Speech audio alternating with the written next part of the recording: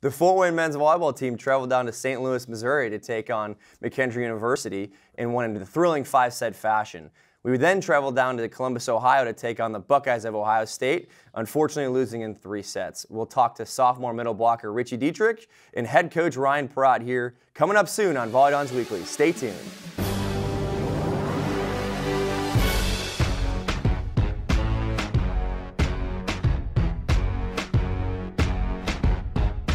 Welcome everybody to Volley Dons Weekly. I'm your host and assistant coach J.W. Kiekefer. With me today we have head coach Ryan Rock Perrott. A quick thank you to our sponsors Active Ankle, Elko, Glenbrook Dodge, Under Armour, and the Hyatt Place. Coach Rock, welcome to the show. Welcome back. A 5-set win at McKendree. Wow. And then 3 sets unfortunately lost to Ohio State. That wasn't as fun. But 5 sets at McKendree. Thrilling, just absolutely thrilling. Well, like the start of the Winter Olympics in Pyongyang, Korea. It is South Korea. I forgot that we were split. It's not Pyongyang, actually. That's North Korea. So it's Pyeongchang. Oh, Pyeongchang? South Korea. I say it fast. Pyongyang. Pyongyang is the capital of North Korea. I'm pretty sure. Are you sure? I hope to God I'm getting that right now because almost the same. You know that, right? I know it's Pyeongchang, South Korea, and Pyongyang, I believe, is the capital of North Korea. It's interesting at these Olympic spots because they used to have the Olympics. I think it was 2006. I believe South Koreans get very mad at you. In 2006, when they had it in Italy, was it Turin, Italy, or Torino? Well, you know, it gets completely different because that's how Italians pronounce it compared with people in the English language pronounce it. Where Pyongyang and Pyeongchang, I believe, are 2 different places in 2 different countries. Let's go with Pyongyang. Pyeongchang. Yes, Pyeongchang. I know it's Pyeongchang, South Korea, and yeah. Well, where I was going with this is the thrill of victory. The thrill of victory. And the agony of defeat. By whom? By us? I was just going with that. That the Olympics bring out amongst everybody. Because the 5-set match that we played against McKendree last Wednesday was the thrill of victory, considering that we were flat out of the gate and down 0-2, and we managed to fight our way back to win in 5 unbelievable sets, 15-13 in the 5th. And then, of course, the agony of defeat, where we had an opportunity, I thought, at least to capture the 1st set against the 5th-ranked Buckeyes of Ohio State. And after that 1st set, we kind of went in the tank a little bit and came up with the agony of defeat in 3. Yeah, I think it's been interesting, the fact that we lost both 1st sets 25-23. 1 in a win and 1 in a defeat. So against Penn State, we lost that 1st set like 27-29 or something like that. So we've kind of been struggling. We've been playing okay volleyball, good enough to compete in that 1st set. We just haven't been able to find a way to win in that 1st set, which has been really hurting us, I think, lately to come out on fire and take away. I totally agree. Our slow starts, and we play to the level of our competition. It's just that simple. We don't, and you said something a couple weeks ago in our locker room about trying to impose our will early. We don't do that. We haven't done that very well all year, to be honest with you. And that puts us in a real conundrum. Well, actually, we have done that pretty well in the beginning portion of the year. Now, as we've gone into the middle portion of the year, we haven't done that very well. and that kind of started around St. Francis, to be quite honest with you, when we made the trip up to Pennsylvania, because it puts you in a conundrum because now you're playing at the level of your competition. And you're waiting for your competition to increase its play so you can increase your play, as opposed to just having your will or play factor high off the bat and then having your opponent catch up to you, which is a completely different thing. And against McKendree, we got lucky. I thought we were very flat early. After the 1st set, even though we hit 300, I think they hit close to 400. Something like that, yeah. And I made a change at the setting spot and put in Fred Santos out of Portugal. I substituted him in for Michael Keegan. And the whole world looked at me crazily. But I did that because of the dynamic that position brings. And it's more than just setting the ball to a teammate. It's about the intangibles that run through it. And in particular, with this particular team anyway, because you have 5 other players, 6 others if you include the libero, who are so concerned about their own game, it's hard sometimes to lead. And Michael, being a junior, I didn't think was doing what we needed to do at that time to elevate people's play. I gambled thankfully it paid off because I thought Fred did an unbelievable job for the 4 sets that he played. Yeah, Frederico Santos, a freshman setter out of Porto, Portugal. Really the first significant game action he's gotten all year, and obviously his first career being a freshman. Somebody who we really look highly on, and we look highly on both of our setters this year. It's something that's unique for this program to have 2 guys that we really, really trust in that setting role, and it's really helped us out all year, and it's pushed both of them to become better players. And that's the difference. I think they have both elevated their play, number one, and number two, they've elevated other people in the gym's play, and you need that at that particular position. And it paid off. I mean, he was sensational. I think he had five or six solo balls. He blocked 6 balls against McKendree, 4 of which were solo blocks on the left pin. Unbelievable. And by the way, he blocked the match point block at 14-13, one-on-one on the attacker that had been hitting over 300 the entire match on the left pin to win us that match. Solo blocked to win us the match. It was pretty impressive by him as a freshman. No, and that's what you need. You need people to step up in big situations. And this team is pretty easy to coach because a lot of the guys have bought into, if not everybody, have bought into the fact that this is a team and not one person's going to win, and you got to accept your roles. And I thought Fred did an unbelievable job, and what we were able to do in the center of the court with Richie and Tomas as well, I thought was sensational. Yeah, and our bench has been doing a fantastic job for us this season. Austin Neese coming off the bench at 24-23 in the 4th set. Another big point, comes off and serves an ace. So both Fred coming off the bench with those 6 blocks, 4 of which were solos, and the match point block to win it. Austin Neese came off the bench for the ace to win it in the 4th set. And it's different now as we get into conference play because these teams are, not only are they skillful, but they have size, they have speed. They're just so talented. You got to bring it every night. And with the contributions of 7, 8, 9 guys on your bench going that deep, I think is so beneficial for us moving forward. Yeah, and I think that's been it's something that we've talked about this year is we feel like we have a bunch of players on the bench who can do really, really good things for this program, and we're in the right direction. We only have one senior on this team, Jack Carlson, who's done a fantastic job leading the team from the bench, but also just the entire group. It's been a fun group to coach. It's been a fun group to be around, and they've all contributed in their own ways. And they have, and that's what we're going to need moving forward through our conference play. Coming up next, we're going to have sophomore middle blocker Richie Diedrich, and stay tuned. Food. It nourishes, brings us together, and adds flavor to life. That's why it's important to wash hands, surfaces, and fresh produce. Keep raw meat, poultry, and seafood separate from ready-to-eat foods like fruits and vegetables. And cook to proper temperatures using a food thermometer. Enjoy! And refrigerate leftovers within 2 hours. For more tips on safely preparing foods, visit homefoodsafety.org. You can't buy a best friend. You can love them, pet them, care for them, whether they want you to or not. You can take a picture, you can jump, yell, you can fly to the moon, travel the world, or just stay in bed. You can't buy a best friend like that, but you can adopt one. 'Cause we're connected.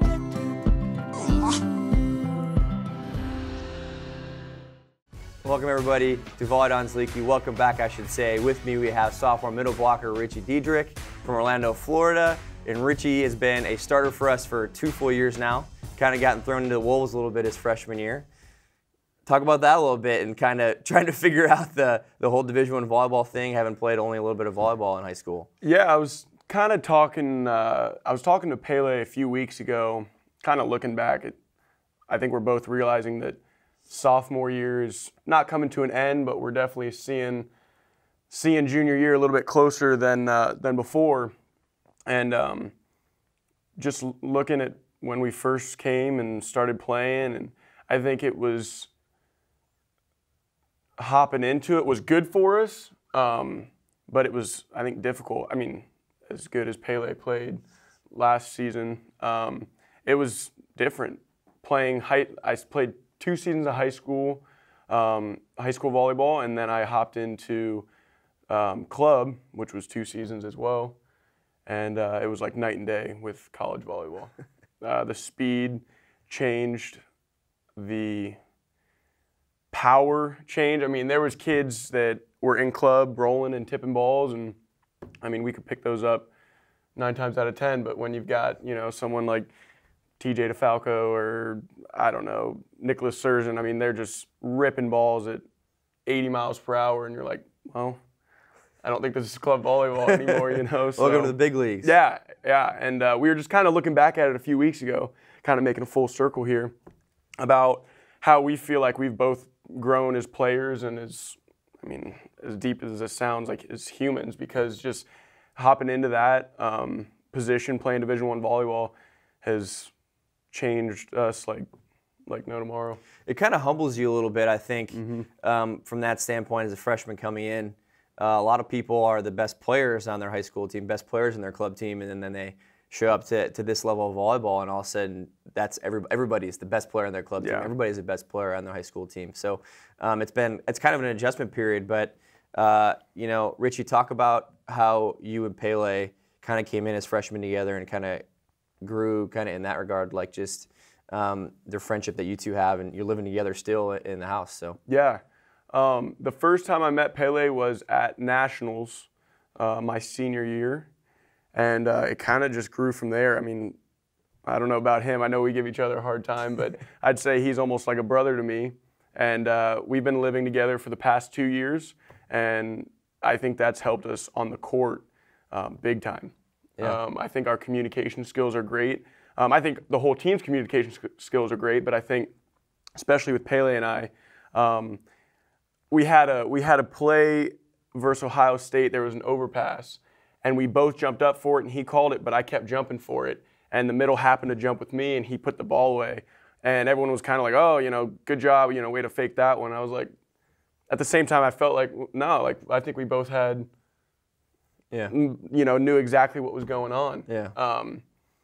So I think coming in with Pele and being able to stay with him, and we've been roommates, like I said, I think it's helped on and off the court, and it's great to have somebody who you can kind of, I guess, talk to if you need, and he's pretty much that guy, and it's also cool having one of the best volleyball players in the country as your best friend. I think so.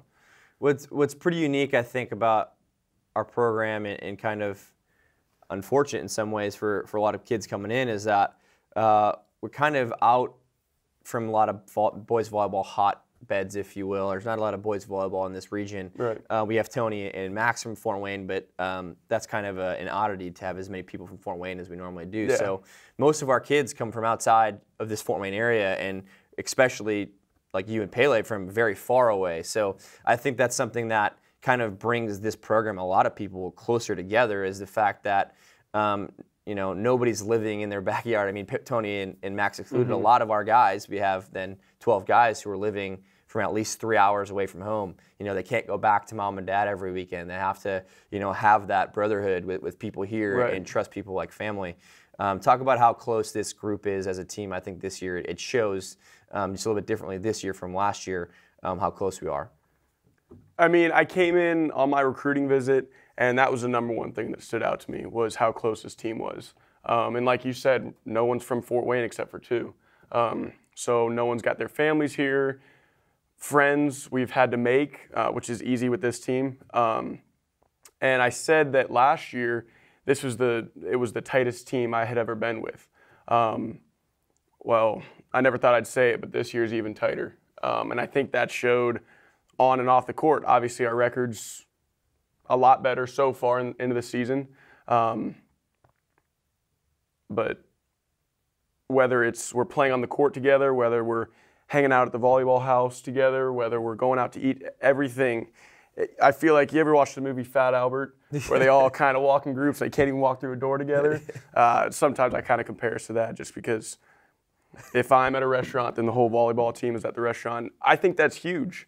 I think it's super important when it comes to communication. I was talking about Pele, but with the whole team, really. I mean, if someone in the back row is going for a ball and somebody else calls it, I feel like it's pretty fluid out on the court just because we're so close to each other.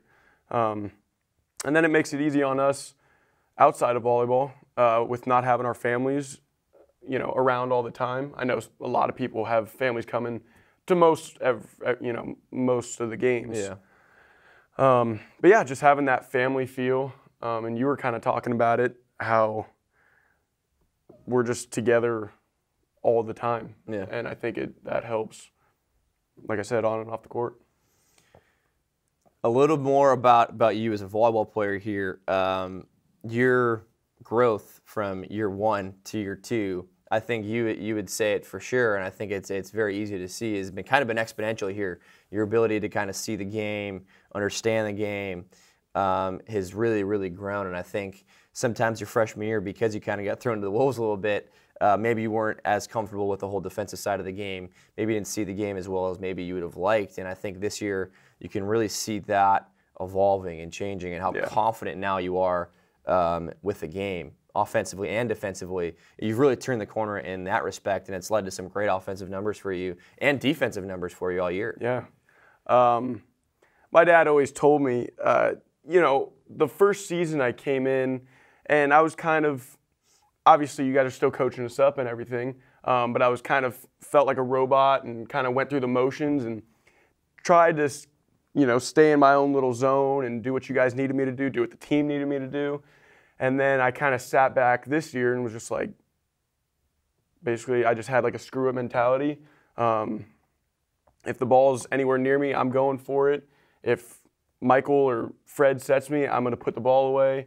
I just look across the net and say, basically, who are you, and who are you? Yeah. Because it's just another volleyball player to me. So I've just come in. I try to work hard every day at practice, and I think that's helped out a lot. I think that's helped me out, and then I think it's helped everyone. I'd like to say it helped everyone around me, which then comes back to me. And since Michael or Fred was working harder, then they'll set me more, and I'll put more balls away or getting up and blocking. I think blocking is still, at 100% is something that I still need to work on. But this year and last year, I think, is night and day for me, just because I felt like I've gone out on the court and just played my game. Obviously, volleyball is different from any other sport, but the similarities in sports is just go out there and play as hard as you can. And the good thing with volleyball is that you've got up to five sets to play, and it resets every time. So why worry about the next point when you can put the ball away this one, What do you think is then going to be the jump then maybe in your third year or fourth year? Just more confidence, better execution, stuff like that? Yeah, for sure, confidence. I'd really like to start working on more of the technical side of things. I think, again, my dad always says, go up and hit ball, like a big guy. But obviously I still want to do that. But I want to go up and hit the ball in a better spot, or, tip and roll if I need to, rather than just swing it as hard as I can into the block, or going up and really working on hand motion with the block and defensive stuff. Fortunately enough, middles get to serve the ball, and we get to go play a little bit of defense. So I'd like to get my numbers up with touches and digs and stuff like that. So really just keep working on the small things, and hopefully that all builds up to the bigger picture of becoming a better player. Well, we look forward to seeing more of Richie coming up here, and he's done a fantastic job of having a quick improvement rate, and we continue to see that, and we know it's going to happen into year 3 and 4 and at the end of this year and into the playoffs for this year too. So thanks, Richie, for joining us. Coming up next, we'll have Coach Peratt back, and we'll talk to him about the upcoming matches against Lewis and Loyola. Come on back after the break. I am an entomologist, which means I study insects, specifically insects that transmit diseases and pathogens that cause diseases in plants. I mean, it's incredible the amount of great research that's going on here, where students can get involved. So many undergraduate research support and travel opportunities that are here. I feel like, they can really reach for the stars right here in IPFW.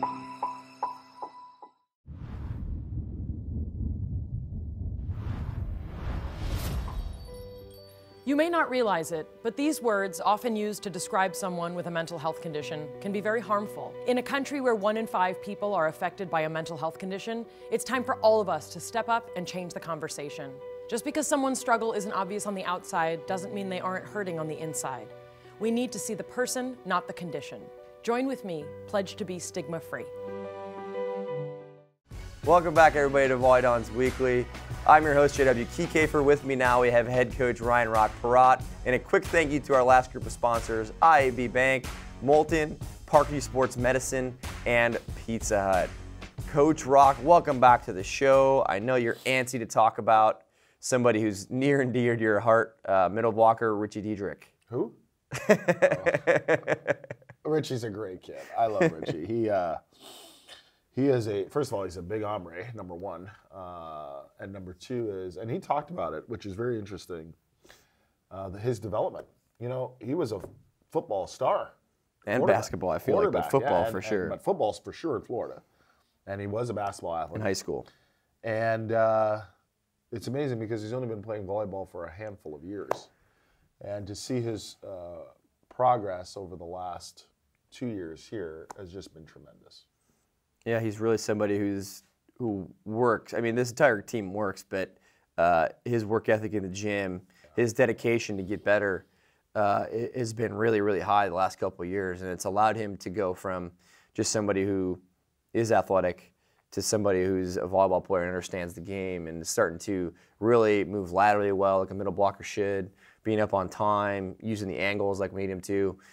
He's just gotten exponentially better in the last couple of years in our gym. Well, and that position is such a tough position. It's the toughest position to play in volleyball because you're active on every play, essentially. And it's not just physically demanding, but it's also mentally demanding. And it takes a very mature individual to handle that kind of workload. And Richie has accepted it and is excelling at it. And his numbers show this year. I mean, what he's doing this year. He had over 500 in our non-conference season. He's hitting over 300 in our conference season so far with our 2 matches played.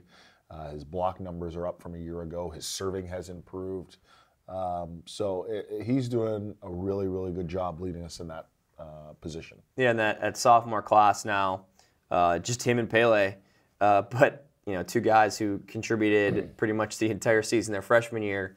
And project out to contribute all 4 years. So that sophomore class, just 2 guys, but really, really impactful to this program. Yeah, and I don't think in terms of classes like most people do. I really don't. But to have 2 individuals come in your first year and see significant action is special. And I think that what we did last year, even though the results again did not show, I think Richie's absolutely right. He's right in the fact that it brought the team closer together. It made them hungrier. It made them humble, too. But it also made them closer because in order to get to the promised land, you've got to go through all these obstacles, and they've seemed to overcome those obstacles. And now it shows in the exuberance and how they play and train. Coming up this weekend, switching gears, we have Loyola on Friday, 7 p.m. on Arnie Ball Court. And then Lewis on Saturday, 7 p.m. on Arnie Ball Court here at home. So people come on out, put it on the schedule. Talk a little bit about that Loyola volleyball team who's currently ranked 6th in the nation that we welcome in on Friday. I think they're playing the cleanest volleyball out of anybody in our conference right now. Number one, they have an individual who's going to be in the 2020 Olympics. So get ready for that. Most likely.